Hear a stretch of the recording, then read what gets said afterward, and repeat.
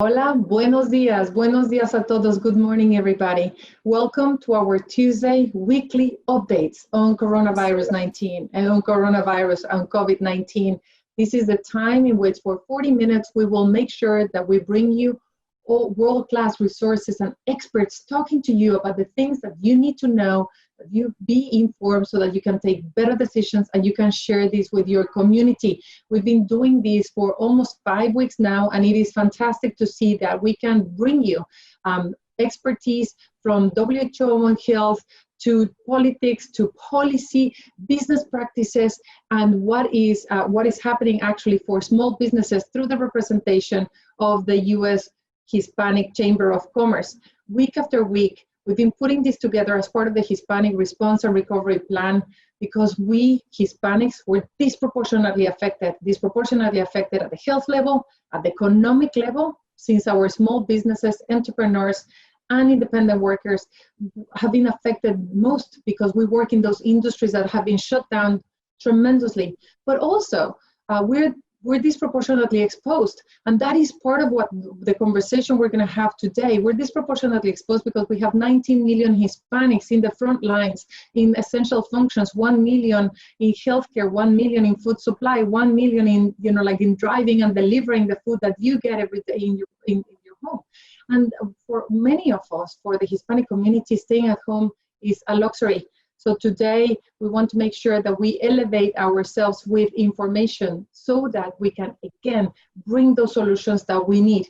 We're going to start, as every week, with a message from Dr. David Nabarro, who's a special envoy for the World Health Organization, WHO, on COVID-19. Dr. David Nabarro. David Nabarro here, and I've been joining you in these Hispanic briefings now for some weeks. Today is an important day because we're seeing more and more signs that in different countries around the world, the governments are shifting from movement restrictions and lockdown to the gradual reopening of economies. And for many of you, that must be a huge relief, because I know that you've been experiencing real difficulty because in many cases you've not been able to get income, your jobs have been frozen, and also you just haven't been able to get to the places where you normally work. So I thought I'd share with you some of my feelings about what it means to be starting movement again and coming out of lockdown. Firstly, have to remember the virus has not gone away. It's still around, it's still in our communities. We hope that it's not being transmitted with the intensity that it was, say, 3 or 4 weeks ago. But at the same time, we have to be careful. We have to be careful for ourselves and for other people. Some of us will get the virus. And when we get the virus, we may be only very mildly ill. But we still have to treat that virus with huge respect. So what does that mean? Well, almost certainly, whenever we work, we're going to be asked to try to maintain about 6 feet distance, that's 2 meters, from other people, all the time. That's super difficult in many jobs that we do, where we're huddled close together. We might be working in a kitchen, or we might be looking after the needs of guests in some residential place, or we might be actually caring for people in a home for older persons. And so if that's the case, if we do have to go up close, we should be having face covering. Ideally, it should be a cloth mask, not one of these very sophisticated masks that are used by health professionals. They should be reserved for them. But we should at least be protecting our face with a face covering, and that should be a well-fitting face covering, covering the nose, covering the mouth. We should do our best to make sure it is fully covering our face so that we're not putting out droplets that can be ingested by other people. And we should try not to touch that face covering all the time. And we should try to be looking after it very carefully when we've finished using it. If it's washable, we should wash it carefully and then dry it properly. and then we can reuse it. And we need to do everything we can to avoid sort of feeling that it's easier to not have that face covering on and putting it under our noses. That's not very useful. So learning how to live and work with a face covering is something we're all going to need to have to do. We're also going to have to learn how to live and work in ways that respect physical distancing. But when we can't actually be at a physical distance, if, for example, we're at a cash register in a supermarket, or we're serving in a restaurant, but then we do want to make sure that we are behind some kind of plastic that separates us from our customers. And that's important too. Don't treat these things as though they're just a nuisance. Actually recognize that they could be lifesavers. Somebody else's life could be saved if you happen to have COVID and you're working, but you haven't realized you've got it. Or indeed, your life could be saved if somebody else has got COVID and they happen to be having it and they are close to you. So those perspex separations that are being put up now in supermarkets or in hotel check-ins, they're useful and they're important. And don't think that it's kind of cool to avoid them. It's not. It's dangerous. Another thing now, supposing you're ill and you're not sure whether you should be working, but at the same time you desperately need the money and you're frightened that your boss will not be tolerant of you if you stay away from work. It's super important to talk to your boss, if you possibly can. A little bit more on why every one of us is so important. You know, somebody said to me the other day, who's going to look after us? Who's going to care for us? Who's going to make sure that the world comes right as a result of this COVID? And I said, well, there's no single person who's going to do that. There's no kind of head of some international organization or president or prime minister who's really going to look after us all. Because actually, how we deal with this threat of a new disease, only just discovered, only 5 months old, but the only person who's going to look after us is ourselves. It's all of us who are going to decide by the way in which we work, the way in which we socialize, the way in which we live, the way in which we play. All of us are going to decide how the world comes to terms with this disease. It requires every one of us to respect the virus, to adapt our behavior, and to learn how to live with the virus as a threat. At the beginning, it will be all uneven. We'll all go about it differently. We're all coming to terms with this virus in our own way. What I'm telling you is a combination of what I know as a public health doctor, but also what I'm learning from others as they tell me what they're doing. And it's that ability of us all to work together, learn from each other, share with each other. That's at the heart of how this world is going to be ready to live with COVID and to keep us all safe. So thanks for all you're doing. I hope these words were some help. I'm more and more in these short broadcasts going to focus on you and the challenges you face. Don't hesitate to send to the Hispanic Star any issues you've got. And if you think I can be of help, then I'll focus on them in future broadcasts. Stay well, stay safe, stay strong, and have fun. Bye.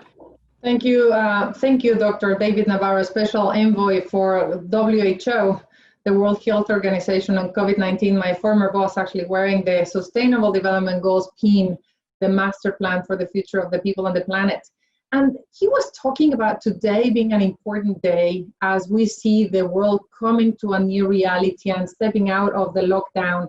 I would love to invite our next speaker, Bret Stevens, a columnist of the New York Times, a professor of the University of Chicago, to talk a little bit about like this role of each, you know, like how the role of each person is this new social paradigm, suggesting a new social contract. Bret, before we go to you, I want to remind of a conversation that we had a couple of weeks ago where you said you were very curious and interested in seeing whether this pandemic was going to humanize the world or divide it even further. And I would love to hear from you, particularly today, in a day in which the Edelman Trust Barometer came out saying that trust in governments has gone to the ceiling. People changing actually the way in which they are hanging into a lifeboat pretty much to survive. But today's also an important day. It's Cinco de Mayo for the Hispanic community. It's absolutely nothing relevant in Mexico or other places in Latin America, but since we're Hispanics and here's a big deal, we want to celebrate it. And We're All Human, as part of the Hispanic Star, is part of a major campaign, a live stream today. We're opening the live stream of hundreds of artists that are doing concerts at home to raise funds for farmers. And our contribution is to open the concert, but more than anything, we're taking this idea, this narrative of Hispanics being in the front line and Hispanics being contributors and Hispanics needing help in this time around. We're taking it to consumers. So we partner with Procter & Gamble and with Círculo Creativo and CMC to have a 100% Hispanic product that is going to be airing today in a national campaign. Michelle, let's play it so that we can celebrate together this Cinco de Mayo. Estamos out there. Estamos on the front line helping to keep this country going. Estamos away from the ones we love who can't wait for us to come home. Estamos aquí. Estamos optimistic. Estamos resilient. Estamos hopeful. Estamos together. This is Estamos Unidos de América, a nation united by people who help each other and understand that those who put themselves out there need support. We don't win this alone.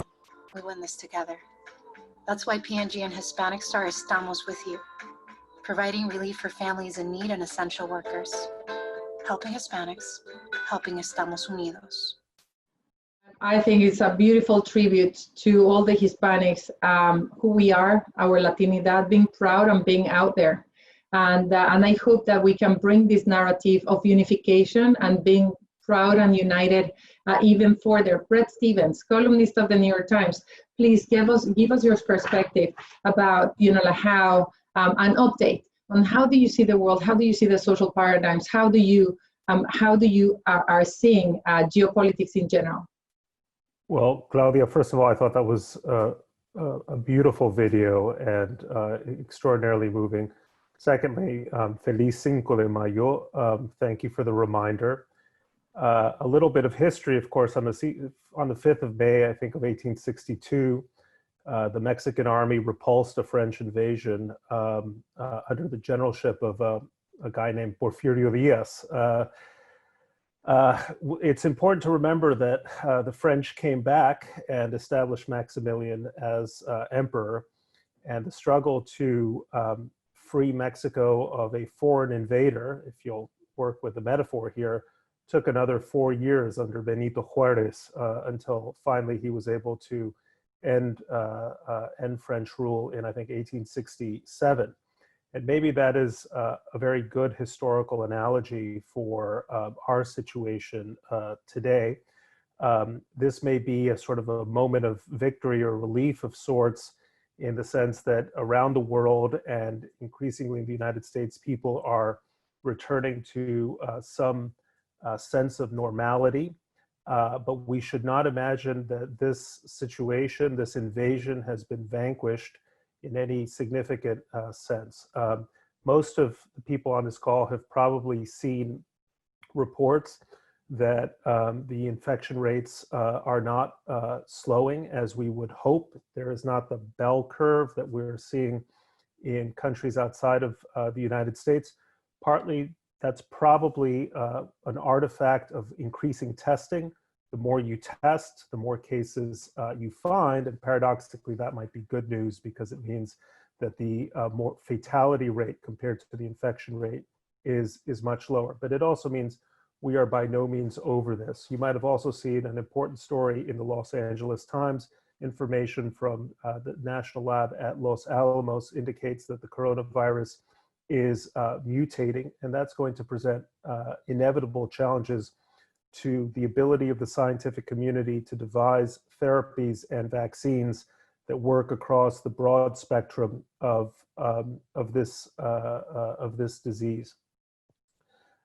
In some ways, it's appropriate that we think of this as a challenge that's going to last for several years, and not read too much into the early signs. And I mean that not only from the standpoint of epidemiology, not only from the standpoint of the trajectory of the disease, but also from that of the economic consequences that so many of us are going to face, and that are going to damage a lot of families, stunt a lot of dreams, and put people throughout the Hispanic community and all over the United States and Latin America into tremendous distress.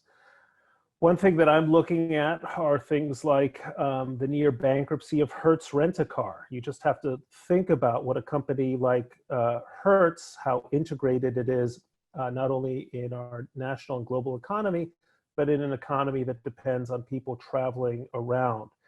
Norwegian Cruise Liners, a company that employs people all the way up and down the ladder of income, is potentially insolvent. United Airlines is cutting at least 30% of its managerial staff. Virgin Atlantic, I see today, more than 3,000 jobs. All of this was quantified in a very interesting study by the University of Chicago economist Casey Mulligan, who thinks that the bite of the coronavirus pandemic on the U.S. economy is going to be something like $7 trillion. So to put that figure into perspective, before this pandemic hit, the U.S. gross domestic product was $21 trillion. So we're talking about a 33% bite on the U.S. economy. That is unprecedented, and by unprecedented, I mean that also with respect to the Great Depression. So it is a very, very worrisome sign. Now, Claudia, you asked me about what this might mean in terms of a world that might be more united or less united. And I wish that the numbers that you're seeing in the Edelman Trust Barometer are going to stay with us for a long period of time. I suspect that trust barometer is going to move up and down very sharply as things change. Now, one aspect of it is that inevitably, I think, as the economy shrivels the way it has, trust in government, it's not surprising that trust in government has gone up and may continue to go up, simply because government is going to be a backstop for so many crises, at least in the initial phase. It's not clear how long that trust might last. Governments are inefficient, unwieldy, frequently unresponsive in ways that businesses are typically more nimble. That, I think, that could change. I think there's going to be a tremendous transformation in attitudes towards business. And I think the phrase corporate social responsibility, Claudia, has never been more important. This is really a time for companies to think not only in terms of shareholder value, which of course they always have to consider, they have to be profitable if they're going to survive, but it's the way in which they think about compensating senior executives, spreading the burden of economic pain, and making sure that people who are the luckiest or the most fortunate on any corporate ladder are also the ones who are sacrificing in a time like this. We'll see if businesses are up to the challenge. My biggest fear, however, is that even though this pandemic teaches us how useless walls of any kind are, or travel bans and barriers are to stopping a pandemic, it is nonetheless going to lead to a dramatic renationalization of the way in which people think of their priorities. And this is significant, and I think it's an area in which Hispanics really have to insist on their full membership in the American community, because as resources shrivel, there's always going to be a sense of a competition for a smaller pie, Claudia. And there is going to be a temptation in politics. We know perfectly well that it is already there to say, well, these resources only have to go to real Americans, citizens, not people who are on visas or undocumented people, and so on. And I think there's a political urgency to this as resources become much more constrained, to insist that we leave nobody out. The people who are in this country are part of this community. Not only, by the way, for humanitarian reasons, but also for reasons of public health. When you are denying millions of people access to a basic public health, there's a risk that they will become vectors of disease simply because they're not in line for medical treatment. So again, the challenge for the Hispanic community is, I think, urgent. And it's one of the reasons why I think what you're doing, Claudia, and what Hispanic Star is doing is really so important. The Hispanic community is uniquely vulnerable, and this is exactly the moment in which it needs to find a powerful voice, powerful advocates that can express its interests, which are ultimately the same as the interests of every American: prosperity and good health. Thanks so much. Bret, I love so much what you just said about the full membership. So we have to have a full membership in the American agenda. And it is, the numbers are there. I mean, like, absolutely, we're 7 billion, and Ramiro Cavazos might tell you, $7 billion in sales from small businesses, Hispanic small businesses. 12% of the GDP is incredible, but also in the front line right now, we're the people that are like cooking the food, delivering the, like, we're running this country, and people don't know it yet. That's why having people like you that can understand this and can bring to life, can bring to light this agenda is very important. It's so interesting. You mentioned corporate social responsibility as well, Bret, because there are a couple of things that are like coming back, such as corporate social responsibility as a term. And we just learned from data that Spanish as a language as well, even for young generations, is coming back. One, because of our fear, we're going to comfort things, comfort food, comfort areas that we know, and our language is present also of the multi-generational lockdown that we have with our families. So a couple of things that are like coming back, including CSR and Spanish, are going to be very important for us to know how to use. To make sure that we have that full membership that you mentioned. Thank you so much, Bret, and thank you so much for coming back and for understanding and supporting this incredible need that we have as Hispanics. Mark Williams, you're principal of Ferox Strategies. Thank you so much, Bret. Mark Williams, Ferox Strategies principal, every week bringing us policy. What are the latest, what are the most important things that we should know about what's happening in Washington? What is good news? What is not so good news? What should we be advocating for? Well, thank you, Claudia. I appreciate you guys having me on. In kind of typical Washington fashion, the House and the Senate right now are continuing to wrestle over who gets the lead on what the next response to the COVID-19 is. The Senate returns this week to work despite the lingering health concerns. And that's in a sharp contrast to the House that's taking a much more cautious approach. So right now, in the short term, look for the Senate to focus on a couple of things. One will be the nominations, especially as Mitch McConnell could get nervous about how the elections in November go. So he's really gonna wanna push those through. And then oversight of the existing COVID provisions that they've already passed. Republicans as a whole are taking a wait and see approach to any more spending, especially the $3 trillion package that they just passed. I think there's some spending fatigue on the Republican side of the aisle. So they want to take a step back, give it a couple of weeks, and see exactly how the Paycheck Protection Program and the other lending facilities that they created work out, and make some tweaks along the way. In the interim, as we kind of march towards a phase 4 bill, I would look for Senate Republicans to focus on a couple of things. First and foremost being liability protections. Senator Cornyn from Texas is reportedly taking the lead on this, and on a bill that would cover reopening businesses from liability and litigation.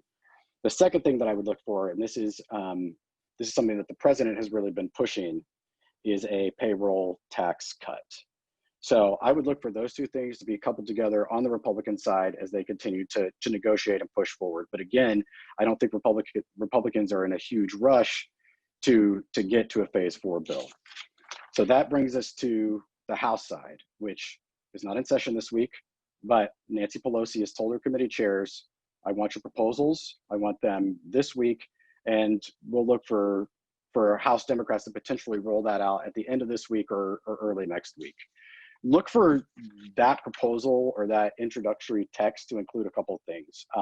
Another round of direct payments, some rental assistance, expansion of tax credits to low-income families, more funding for broadband infrastructure, a hazard pay increase for frontline workers, and increased funding for state and local governments.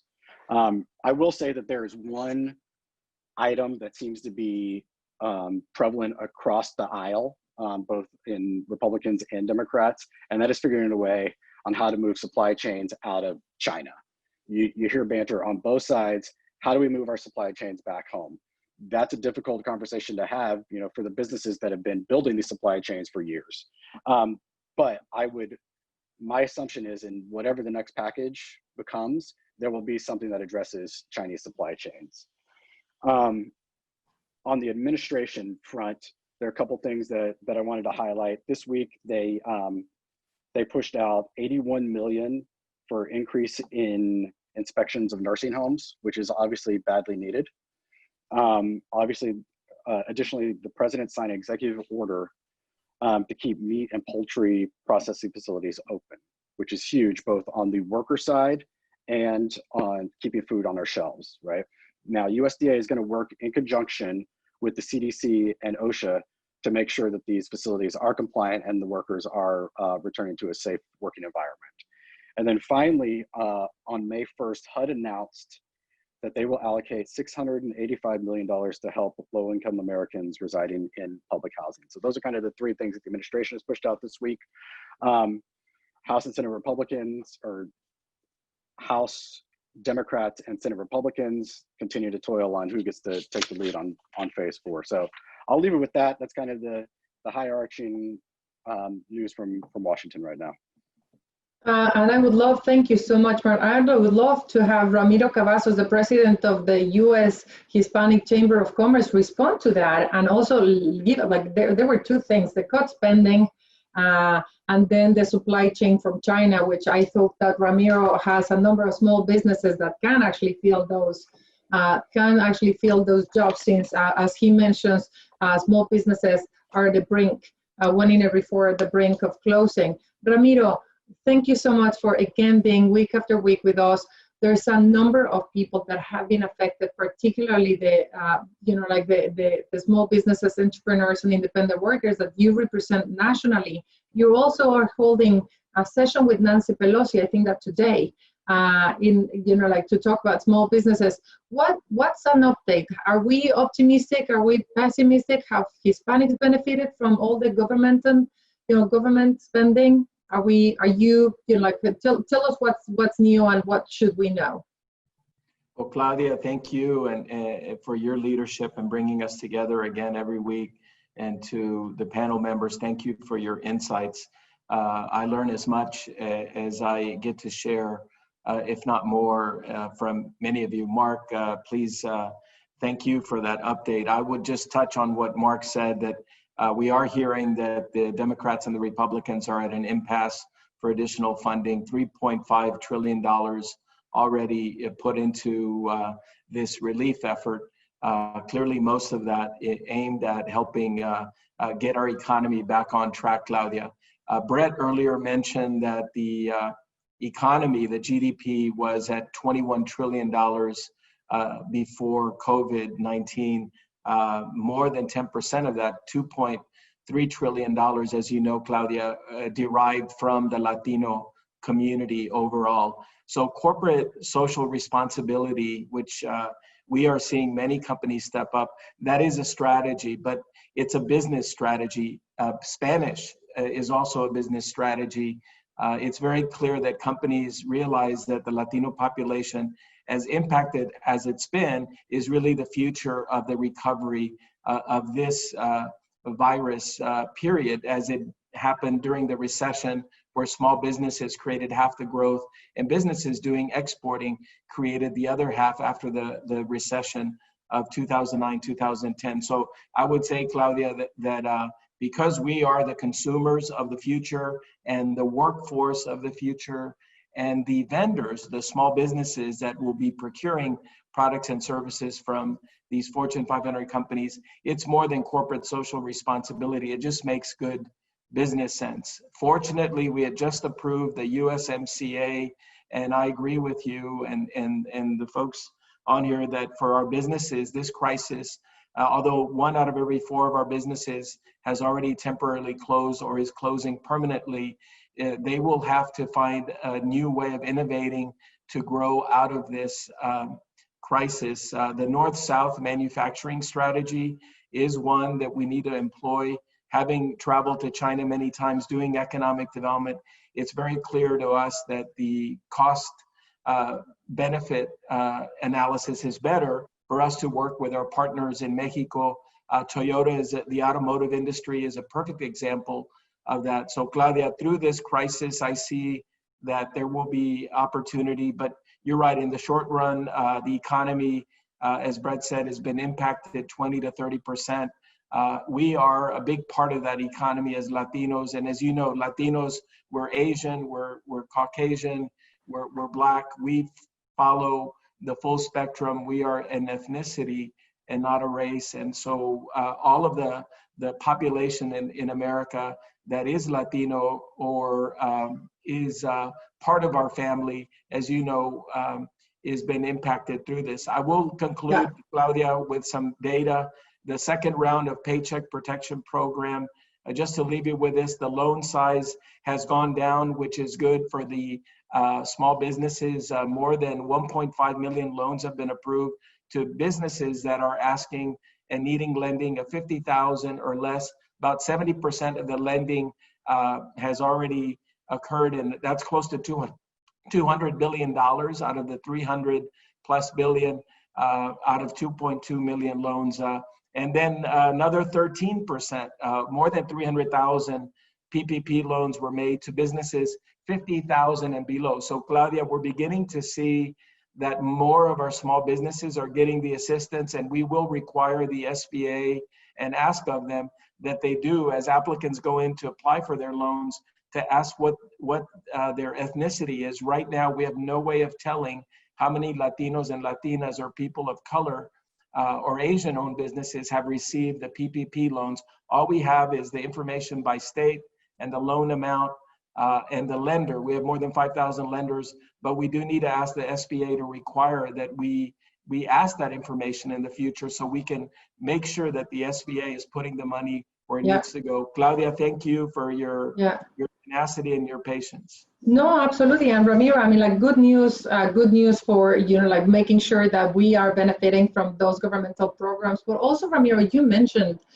Fortune 500 companies and companies that are looking at us, like as consumers, as employees. And some of those visionary companies are stepping up. And it is a pleasure to introduce you to our final speaker today, James Fripp, a great friend of the World Human Foundation and the Hispanic Star. He's the Chief Diversity and Inclusion Officer of Yum Brands. Yum Brands has Kentucky Fried Chicken, Taco Bell, and Pizza Hut. And a number of the people, your consumers, James, are Hispanics, but also your franchisees, right? Like people that work in your stores. So it's a pleasure to have you here with us. Tell us a little bit about your perspective and what is Yum doing? Thank you very much. And thank you for having me, Claudia. And it's my pleasure to be here with you today and just share a little bit about, what we're seeing and what's going on in our organization and how this has impacted not only what we do, but equally how we do it. These times are unprecedented. What I would tell you is, to a large degree, we in our restaurants, KFC, Taco Bell, Pizza Hut, and the Habit Burger Grill, we feel very blessed, to be honest with you. Blessed in the context of our restaurants are still open and we still have the opportunity to employ our people, which, by the way, just over half of our people in our restaurants are people of color and different ethnicities. And so we feel very good about still being able to offer an opportunity for our folks to continue to make money. But we're not oblivious to the fact that during this time, our people of color have been impacted in a significant way. And so some of the things that we are doing to help support our people, and this is, you know, there's the what you do about it, or what you say about it versus what you actually do about it. And there's a lot of talk out there. What I wanted to share with you today is just some of the things that we are actually doing. And so if you just think about the work that I do, global diversity and inclusion, prior to the COVID crisis, we believe so much in D&I that we were able to we chose to add additional resources to my team. And so there's a great young lady on the call. Her name is Christina Rivera Glennon, who has joined us and is doing great work out on the West Coast. She's based in Southern California. But Christina Rivera Glennon has come on board and has brought new eyes, new insights, new vision to the work that we're doing, and has helped us move this business forward in the context of D&I. But as you think about the work that her and I, as well as her partner in crime, Jessica, are doing, we've got to figure out how to help our people at that restaurant level, the folks who are in there day to day.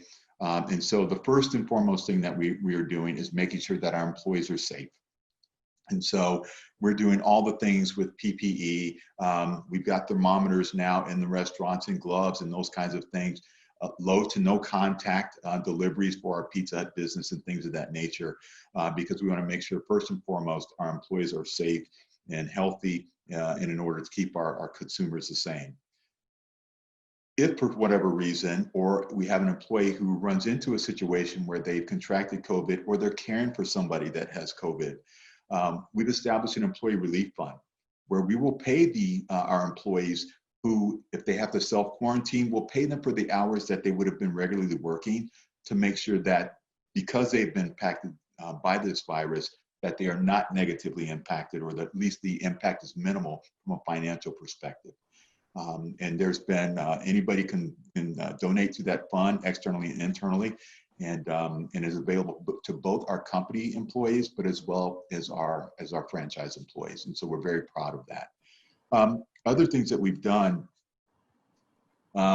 he won't tell you this, but our CEO, David Gibbs, he forgave his salary for this year to make sure that our general managers, each general manager in our company-owned restaurants, received a $1,000 bonus during this time. And that was due to the fact that he gave up his salary for this year. Wow. We love the employee relief fund and the salary for giving. You're the poster child. Absolutely. It was, he will never tell you that he did that, but the fact of the matter is that he did. And our employees, our general managers, have done amazing things. And the thank yous that he's received pale in comparison to what our people have done with those dollars. Two quick examples.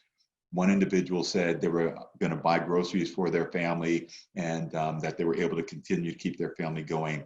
Another individual said, "Thank you for sharing this with me. I'm sharing those dollars with each and every one of my employees." And so it just, this paying it forward is really doing amazing things. Other things that we've done, our people still are getting, while they may not have COVID, they may be under the weather for other reasons. And as you know, people have been told not to go to the emergency room. And so for our equity restaurants, what we've done, we have a teledoc program that each call typically costs $45 for you to make that call. What we've done is we've waived that fee for all of our equity employees. And so if they feel under the weather, they don't have to go to the ER. They can call to the teledoc. They won't be charged for that. And then they get, they're able to stay safe by not going into the emergency rooms, but also get the support that they need in an effort to keep them healthy enough. So when they are able to go back to the restaurant, that they can do that more quickly and that we can do that safely. We are doing other things not in the context of, we have shields in addition to the gloves and things of that nature that we mentioned. Let me just make sure that I capture everything else that we've done as well.